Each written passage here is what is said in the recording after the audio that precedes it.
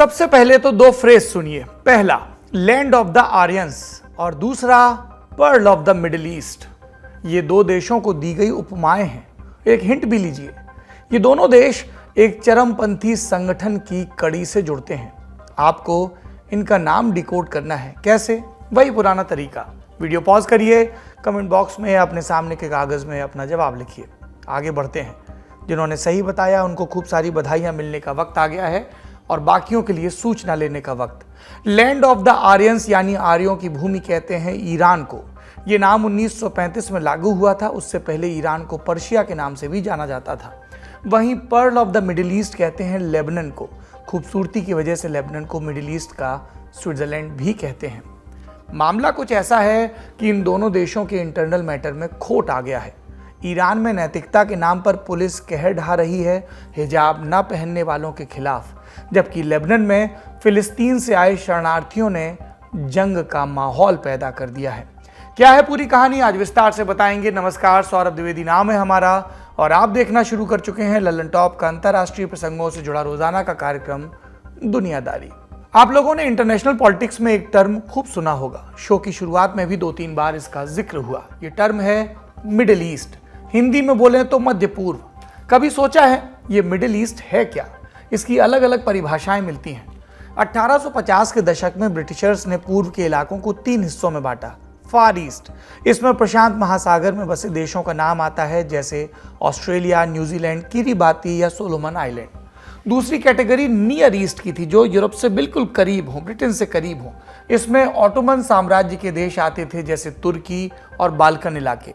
Balkan में Albania से लेकर स्लोवेनिया और रोमानिया तक के हिस्से को शामिल किया जाता है। फार ईस्ट और नियर ईस्ट के बीच के इलाके को ब्रिटिशर्स ने मिडिल ईस्ट का नाम दिया था। इसमें भारत को भी शामिल किया गया था। फिर 20वीं सदी में अमेरिका में एक नौसैनिक अफसर हुए अल्फ्रेड थायर मेहन। इतिहास में उनकी काफ़ी दिलचस्पी थी। 1902 में मेहन ने एक आर्टिकल लिखा। उसमें अरब देशों और ब्रिटिश भारत के बीच के इलाके को मिडिल ईस्ट कहा गया था और आगे चलकर ये परिभाषा प्रचलित हो गई। हालांकि हर कोई इसके पक्ष में नहीं था। भारत के पहले प्रधानमंत्री पंडित जवाहरलाल नेहरू ने इसकी पुरजोर मुखालफत की थी। उनका कहना था मिडिल ईस्ट एक कॉलोनियल यानी औपनिवेशिक टर्म है। इसका इजाद यूरोप और अमेरिका की सहूलियत के लिए किया गया है। नेहरू ने मिडिल ईस्ट की बजाय वेस्ट एशिया के इस्तेमाल पर जोर दिया। इसीलिए भारत में अंतर्राष्ट्रीय संबंधों के अध्ययन की जो पढ़ाई होती है उसमें इस इलाके के लिए वेस्ट एशिया टर्म इस्तेमाल किया जाता है। आज हम इसी मिडिल ईस्ट या वेस्ट एशिया के 2 देशों की कहानी सुनाएंगे।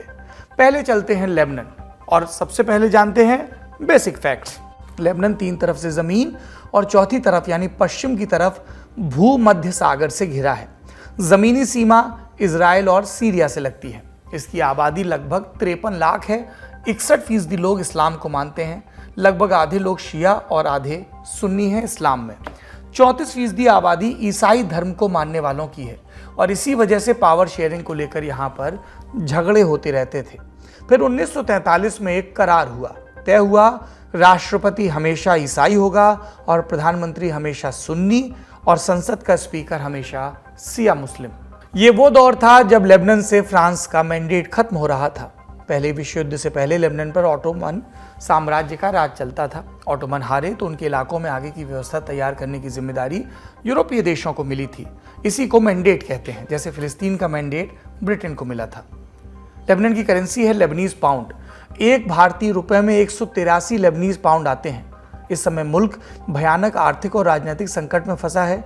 ऐसे में सरकार की जिम्मेदारी caretaker prime minister Najib Mikati के पास है। लेबनान की राजधानी बेरूत है। आपने बड़े धमाके के वक्त बेरूत का नाम सुना होगा। बेरूत के ब्लास्ट पर बहुत चर्चा हुई थी। बेरूत एक समय मिडिल ईस्ट का पेरिस कहलाता था। नई दिल्ली से बेरूत की दूरी लगभग 4000 किलोमीटर की है हवाई मार्ग से। ये लेबनान का सबसे बड़ा शहर है। दूसरे नंबर पर त्रिपोली आता है और फिर नंबर आता है सिडान या सायदा का। ये शहर इस समय एक बड़े बवाल का केंद्र बना है। इस शहर में फिलिस्तीनी शरणार्थियों का एक कैंप है, ऐन अल हिलवाह। शाब्दिक अर्थ निकलता है सुंदर और प्यारा बसंत, लेकिन इतिहास उठाकर देखें तो इसमें बसंत का बा भी नहीं दिखता।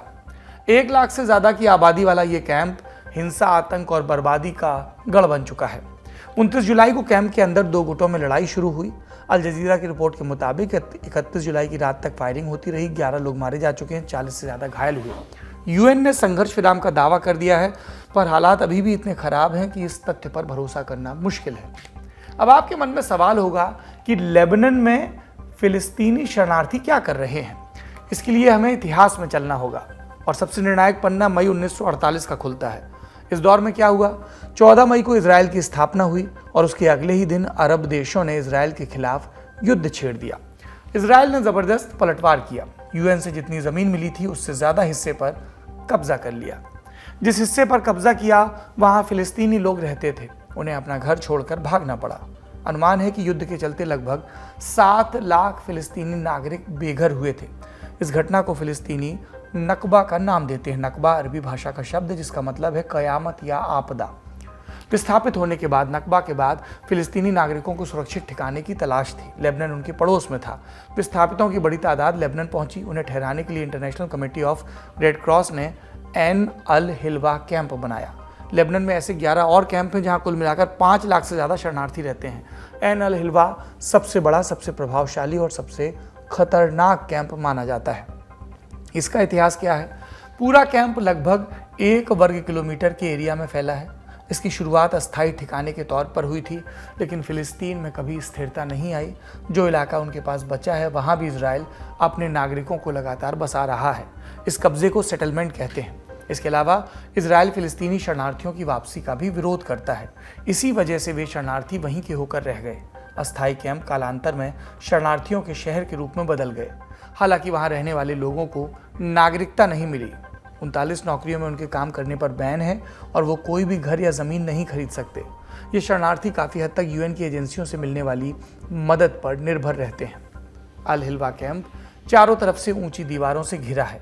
बाहर लेबनान आर्मी के चेक पॉइंट्स हैं। कैंप से बाहर जाने या किसी चीज़ को अंदर लाने के लिए उनकी इजाज़त लेनी होती है। हालांकि लेबनान आर्मी कैंप के अंदर दखल नहीं देती। अंदर की सुरक्षा की जिम्मेदारी फिलिस्तीनी गुटों के पास है। मीडिया रिपोर्ट्स के मुताबिक अल हिल्वा में कम से कम 15 ऐसे गुट हैं जिनके बीच वर्चस्व को लेकर लड़ाई चलती रहती है। हाल ये लड़ाई फतेह और जुनूद अल शाम के बीच हुई। फतेह फिलिस्तीन की सबसे बड़ी पार्टी है। वेस्ट बैंक के 42% हिस्से पर इसका राज चलता है। वेस्ट बैंक इजराइल का पूर्वी इलाका है। कहानी ऐसी है कि फतेह के लड़ाकों ने विपक्षी गुट के एक नेता को मारने की कोशिश की, पर वो बच गया। बदले में उस गुट ने फतेह के 5 कमांडर्स की हत्या कर दी। इसमें कैंप का सिक्योरिटी चीफ भी शामिल था। फिर हिंसा और भड़की। 31 जुलाई को फिलिस्तीनी अथॉरिटी, हमास और हिजबुल्लाह ने मिलकर संघर्ष विराम कराने की कोशिश की। फिलिस्तीन इस्लामिक जिहाद PIJ ने हिंसा के पीछे इजराइल का हाथ भी बता दिया। कहा जब जब इजराइल को खतरा महसूस होता है वो ध्यान भटकाने के लिए इस तरह की कार्रवाई को अंजाम देता है। इस घटना पर इजराइल का रिएक्शन भी आया। यूएन में इजराइल के दूत ने इंटरनेशनल कम्युनिटी की चुप्पी पर नाराजगी जताई। अब इस चैप्टर को यहाँ पर विराम देते हैं। अल हिल्वा में जो दंगा हुआ उसको। अगर आपकी इस विषय में और दिलचस्पी है तो आप इस पर हुई हमारी मास्टर क्लास देख सकते हैं, जिसका लिंक आपको डिस्क्रिप्शन में मिल जाएगा। अब रुक करते हैं ईरान का, जहां महसा अमीनी हत्याकांड का पन्ना फिर से खुल गया। महसा अमीनी कौन? 22 साल की नौजवान लड़की थी। सितंबर 2022 में अपने भाई के साथ तेहरान घूमने आई। एक मेट्रो स्टेशन पर मॉरेलिटी पुलिस ने पकड़ लिया। आरोप, ठीक से हिजाब नहीं पहना। मॉरेलिटी पुलिस, ये नाम याद रखिएगा, इसका जिक्र आगे भी आएगा। पुलिस महसा को थाने ले गई, फिर वहां से उसकी लाश ही निकली। इस घटना के 2 वर्जन सामने आए। पहला सरकार का, कहा महसा को दिल की बीमारी थी, वो चक्कर खाकर गिर गई थी। अस्पताल बोला जब तक महसा को यहाँ लाया गया उसका ब्रेन डेड हो चुका था। ये बयान घंटे भर बाद डिलीट कर दिया गया। दूसरा वर्जन महसा के घर वालों का था। पिता ने कहा महसा को कोई बीमारी नहीं थी, पुलिस ने थाने में उसके साथ मारपीट की जिसके कारण वो कोमा में गई। अस्पताल के बिस्तर पर पड़ी महसा की तस्वीर इस आरोप में दम भरती थी। उसके पूरे चेहरे पर मारपीट के निशान थे। जैसे ही ये खबर वहाँ की सोशल मीडिया पर फैली, बवाल हुआ। पहले राजधानी तेहरान और फिर प्रोटेस्ट पूरे देश में फैल गए। महिलाएं हिजाब जलाने लगी, सर के बाल काटकर फेंकने लगी, हिजाब को बैन करने की मांग करने लगी। सरकार ने हर विधि से प्रोटेस्ट को दबाने की कोशिश की, लेकिन उन्हें सफलता नहीं मिली। प्रोटेस्ट बढ़ता गया और प्रदर्शनकारियों ने एक और जरूरी शर्त रखी, मॉरेलिटी पुलिस को भंग किया जाए। मॉरलिटी पुलिस को ईरान में गश्त-ए-इरशाद के नाम से भी जाना जाता है। इसकी स्थापना 1979 में हुई इस्लामिक क्रांति के बाद की गई थी। इस क्रांति के तहत रेजा शाह पहलवी को हटाकर इस्लामी गणतंत्र की स्थापना की गई थी। नई सरकार ने कामकाजी महिलाओं को इस्लामी नियमों के हिसाब से ड्रेस पहनने की ताकीद की थी। विरोध हुआ तो सरकार ने पश्चिम का एजेंडा बताकर खारिज कर दिया और कहा ऐसे लोग इस्लामिक क्रांति का माहौल बिगाड़ना चाहते हैं। फिर कुछ आदेश जारी हुए। मसलन 1980 में सरकारी और निजी दफ्तरों में बुर्के और हिजाब को अनिवार्य कर दिया गया। अप्रैल 1983 में ईरान में सभी महिलाओं के लिए पर्दा अनिवार्य कर दिया गया। 7 साल से ऊपर की लड़कियों और महिलाओं के लिए हिजाब कंपलसरी बना दिया गया। पालन नहीं करने पर 3 तरह की सज़ा का प्रावधान भी लाया गया। 10 से 60 दिनों तक की जेल, 100 से 1000 रुपये तक का जुर्माना या फिर 74 कोड़े मारने की सज़ा। ईरान के कानून में ये दर्ज नहीं है कि हिजाब पहनने का सही तरीका क्या है। फिर ये कौन तय करता है? ये तय करने का काम धार्मिक पुलिस का है। और ये क्या है? हिजाब वाला नियम फॉलो कराने के लिए ही मॉरलिटी पुलिस बनाई गई। इसे पहले इस्लामिक रिवॉल्यूशन कमेटी के नाम से जाना जाता था। इस तरह की पुलिस कई मुस्लिम देशों में है। वे तय जगहों पर निगरानी करते हैं, इस्लामी नियमों का जबरन पालन करवाते हैं। उनके पास संदिग्धों को गिरफ्तार करने, जुर्माना लगाने और जेल भेजने का अधिकार होता है। ईरान में ये सीधे तौर पर सुप्रीम लीडर के आदेश पर काम करती है। महसा अमीनी वाली घटना के बाद ईरान पर दबाव बढ़ गया था। दिसंबर 2022 में खबर आई कि मॉरलिटी पुलिस को भंग कर दिया गया। लेकिन क्या हिजाब से पूरी छूट मिल गई थी? जवाब है नहीं। अप्रैल 2023 में ईरान की नेशनल पुलिस ने हिजाब न पहनने वाली महिलाओं की पहचान के लिए एक स्मार्ट कार्यक्रम शुरू करने की घोषणा की थी। इसके तहत कैमरों की मदद से महिलाओं को पकड़ने की बात थी। एक और आदेश आया था, जिन कारों में महिलाएं बिना सर ढके यात्रा कर रही होंगी उन्हें जब्त कर लिया जाएगा। और जुलाई 2023 में खबर आई कि मॉरलिटी पुलिस को फिर से बहाल कर दिया गया है। पुलिस हिजाब न पहनने के लिए लोगों को गिरफ्तार करने लगी, मारपीट करने लगी और कई मामलों में सजा भी दी। ब्रिटिश अखबार गार्जियन से बात करते हुए एक ईरानी लड़की ने इस पर क्या कहा? विदेशी मीडिया में यह खबर चली थी कि गश्त-ए-इरशाद को खत्म कर दिया गया, पर यह सही नहीं है। मैं अपने किसी भी ऐसे दोस्त को नहीं जानती जो इस पर यकीन करे। अब खबर आई है कि गश्त-ए-इरशाद को वापस शुरू किया जा रहा है। ये अजीब है क्योंकि वो तो कहीं गए ही नहीं। उन्हें यूनिवर्सिटीज़ में सुरक्षा कर्मियों के रूप में तैनात कर दिया गया था। बाहर से दुनिया कुछ और नज़र आती है, लेकिन असल में यहाँ क्या हो रहा होता है वो हम ही जानते हैं। अब कुछ अजीबोगरीब उदाहरण देखते हैं जिसमें ईरान की महिलाओं को हिजाब न पहनने पर सज़ा सुनाई गई। लाश धोने की सज़ा। जुलाई 2023 की बात है। ईरान के वरामिन शहर की एक महिला ने कार में हिजाब नहीं पहना था। इसकी शिकायत एक लोकल अदालत तक पहुंची। अदालत ने उस महिला को एक मुर्दा घर में 1 महीने तक लाशें धोने की सज़ा सुनाई। मुसलमानों में मरने के बाद मुर्दे को दफनाने के पहले गुस्ल दिया जाता है। अमूमन घर परिवार के लोग ऐसा करते हैं। इसके अलावा एक्ट्रेसेस को भी सज़ा मिली। जुलाई 2023 में ये खबर अलग अलग मीडिया आउटलेट्स में छपी थी कि ईरान की 3 अभिनेत्रियों को हिजाब न पहनने का दोषी पाया गया। अदालत ने कहा ये महिलाएं मानसिक रूप से बीमार हैं और समाज और परिवार की विरोधी हैं। इन अभिनेत्रियों के नाम हैं आज़ादे समदी, लीला बुलकात और अफसाने बेगन समदी। इन्हें 6 महीने के लिए सोशल मीडिया से बैन किया गया। समदी को, लीला को एक सुदूर जेल में 4 महीने के लिए बंद कर दिया गया और बेगन को 2 साल की सज़ा सुनाई गई।